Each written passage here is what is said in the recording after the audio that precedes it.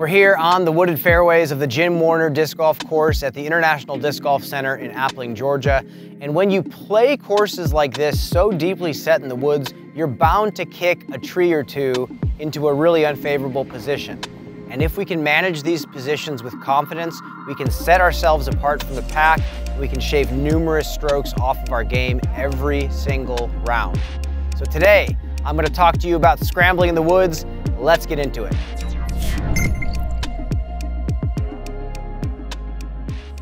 So as we approach our lie, we have to learn how to address it properly. One of the biggest mistakes I see amateur players make is they don't approach their lies from scramble positions the same way they would approach a shot from a tee pad. Players, when they step up to a new hole they've never seen before, they walk up the fairway, they look at all the options, they check to see if there's a creative line that suits their play style better, and they take the option that suits them best. When it comes to scrambling, a lot of players instantly think they have to save the number. And if they just treated their lie like the tee pad of a new hole, it would completely change the way you see it. So if we step up to this lie here, if this was a hole, it'd be a tough hole, but there's a defined line here. You can go straight, there's a couple trees up there to miss, but we can at least advance the fairway. In this situation, I'm gonna take whatever shot I'm most confident in, and I'm gonna just try to advance the fairway forward because I'm confident hitting this gap. Now we have to cover something very important in this video, and that's don't underestimate your pitch out. If you feel like you've finally exhausted all options trying to scramble straight to the basket, it might be time to start looking for a pitch out. Now, this is something that I've even seen professional players do very poorly, and it's that once they realize they cannot save a birdie or a par from where they are, they get very frustrated and they don't take any time at all to think through where they're pitching out to the fairway. So what they'll do is they'll look and they'll try to get the birdie, and then the moment they realize they can't, they just throw it out to the middle. The problem is they have not looked at the angle they have from where they just pitched out. Sometimes you want to pitch out to the far side of the fairway to make sure you have a straight look at the basket, or maybe if you want to give yourself a forehand or backhand, you have to really look, walk out just like you would on the tee pad of a hole, and see exactly where you want to put the disc. This is so important. It feels like it doesn't need to be said, but I've seen enough players overlook this to feel like I have to say it. So as you can see between these two lies, the red disc was pitched out without intention, and the orange disc was pitched out with a lot of intention. The red disc looked like from the lie before that it was out to the fairway, but there's a much more pinched off position, whereas the orange disc pitched out with a lot more intention has a direct look at the basket.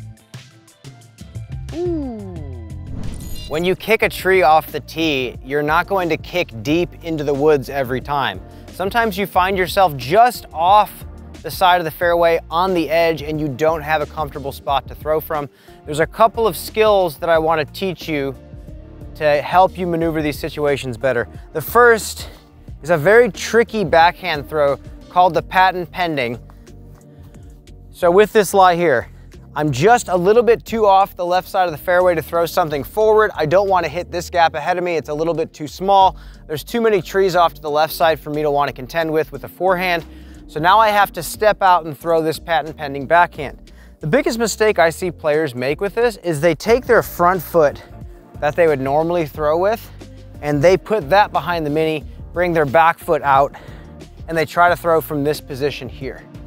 The problem with this stance is you can't turn your hips at all, and your hips are wanting to open that way. So it's harder to keep on line throwing from this position. If you're really close to the basket, whatever's comfortable for you is fine. But when you actually have to get a little power on it, it's better to put your back foot of your X step. So as a lefty, right foot, right-handed player, left foot behind the mini and step out this way. Now we have room to turn our hips and throw the disc. My big advice for the patent pending is just get your foot in a position where you feel balanced. If you can't get to a balanced position from here, it's gonna be so hard to throw consistently accurate from this position because you don't get to use your lower body that much. And all I'm gonna do is a very short motion. I'm gonna turn my shoulders, get the disc out, not around my body, and I'm gonna throw the disc that way.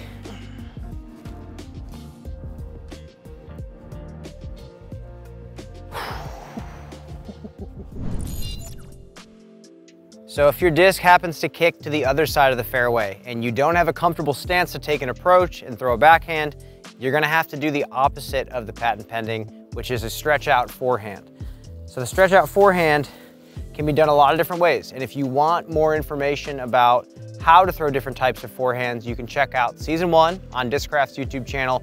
There's a video called How to Flick Every Disc in Your Bag. But for now, it's establish a lie and make a decision about what you want from this next shot. Do we want to attack the pin? Do we just want to progress the fairway? First you make that decision, then you choose your disc. For this situation, I just want to progress the fairway. I'm not going to get aggressive, and I'm going to use a very controlled, smooth, pop style forehand to put this one down the fairway. Sometimes, like this particular lie, you have room to not just go straddle, but to take a step back and at least give yourself some sort of weight shift. You can even come back here if you're throwing an anhyzer when you're getting aggressive. So for this situation, if I wanted to try to at least give myself a look around the corner with a forehand, I would take a driver, I would drop my foot back here, and now I have some weight shift I can go for. So I'm gonna drop my foot here, and now I can really send power into this driver. And I'm gonna throw it a little harder, get the disc out in front of me, and pick something stable that can handle power and this initial turn, and then it's gonna flatten as it moves forward down the fairway.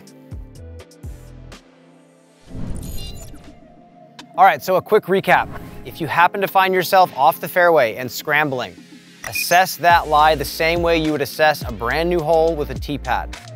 Find the high percentage line with the high percentage shot, and if there is neither, make sure to look for a pitch out. When you're pitching out, do not underestimate it. Find a spot on the fairway that gives you a favorable up to the basket, and don't just blindly pitch out to the fairway. If you're just on the edge of the fairway and you're throwing either a patent pending shot or a stretch out forehand, don't overthrow them.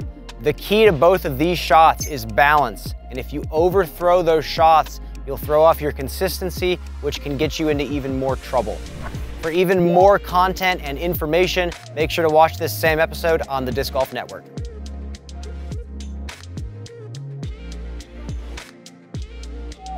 Thank you for tuning in.